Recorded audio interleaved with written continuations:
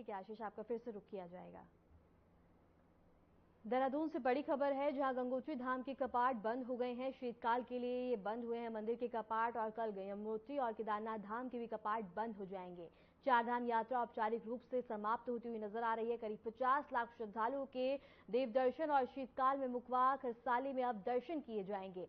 चार धाम यात्रा अब समापन की ओर है। आज बता दें कि 11:30 बजे गंगोत्री में मां गंगा मंदिर के कपाट शीतकालीन के लिए बंद कर दिए गए। कपाट बंद होने पर धाम मां गंगा के जयकारों से गूंज उठा। मां गंगा के स्वागत के लिए मुखबा भी तैयार है और मंदिर को भव्य रूप से सजा दिया गया है। कपाट बंद होने के बाद अब यहीं मां गंगा के दर्शन होंगे। तो वहीं भैया दूज पर 23 अक्टूबर को यमुनोत्री में मां यमुना मंदिर के कपाट भी 12:30 बजे शीतकाल के लिए बंद किए जाएंगे। इसके बाद मां यमुना के उत्सव मूर्ति के दर्शन खरसाली गांव में होंगे और इसके साथ ही कल केदारनाथ धाम के कपाट भी बंद कर दिए जाएंगे। इन कपाट बंद होने के साथ ही इस वर्ष की चारधाम यात्रा औपचारिक रूप से समाप्त हो जाएगी।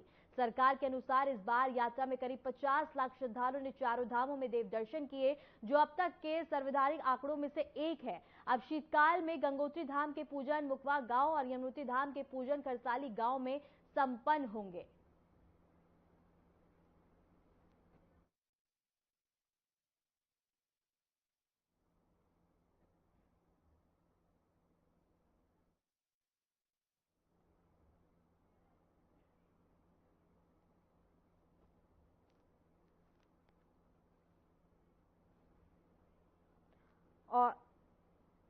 और इसी खबर पर रुख करेंगे बीकेटीसी के सदस्य धीरज पचभैया मोनू का। आपका बहुत बहुत स्वागत है। चार धाम यात्रा के कपाट अब अपने समापन की ओर है और चारों धामों के कपाट बंद हो गए हैं। अब खरसाली गांव में भी अब पूजा अर्चना और मुखवा गांव में पूजा अर्चना की जाएगी। किस तरह से, क्योंकि एक आस्था का अद्भुत नजारा होता है, यहाँ पे श्रद्धालुओं की भाव देखने को मिलता है। अब ये समापन की ओर है, अब वहां दर्शन पूजन किए जाएंगे। किस तरह का माहौल अब देखने को मिलेगा? जय बद्री विशाल, जय गंगा मैया।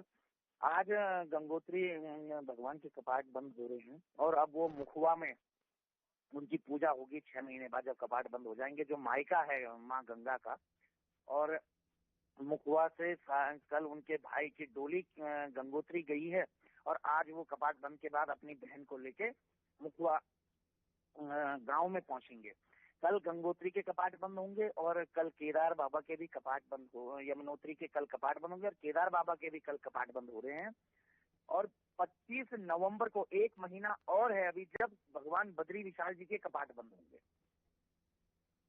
धीरज जी, इस दौरान क्योंकि काफी ज्यादा श्रद्धालुओं ने दर्शन किए, पूजा अर्चना की है, एक अद्भुत ही नजारा देखने को मिलता है चारों ही धामों पे। और अगर बात करें स्थानीय व्यापार की, तो उस पे क्या कुछ असर इससे पड़ता हुआ नजर आता है? नहीं, स्थानीय व्यापार पे फर्क तो क्या है कि 6 महीने कपाट खुलते हैं चारों धामों के।